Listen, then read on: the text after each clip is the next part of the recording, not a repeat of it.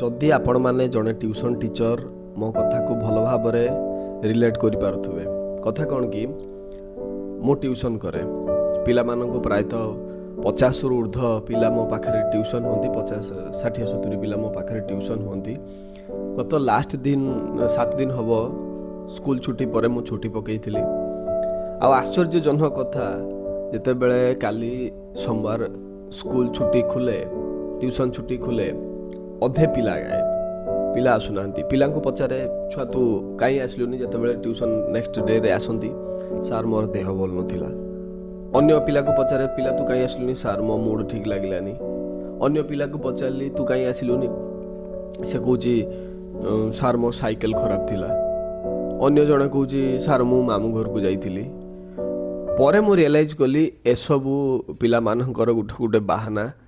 कहीं से सब बेले चाहते कि केमती पाठ ठू दूरे रहा सब बेले पिले गोटे कथा मन रख जब भी ट्यूशन मास्टर माने रिलेट कर पारे मुझे कौन कहूँ जदि आम लाइफ रे प्रॉपर डिसिप्लिन भितर न रहिबा तबे आमर ग्रोथ इम्पॉसिबल हम कहीं आम गोटे लिमिटेड टाइम भितर आमको सिलेबस सारे कंप्लीट करने पड़ो ताकू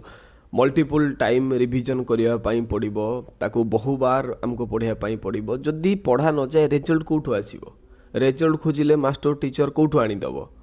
तेणु धन्यवाद ट्यूशन टीचर माने मो कथा को रिलेट कर पार्थुबे।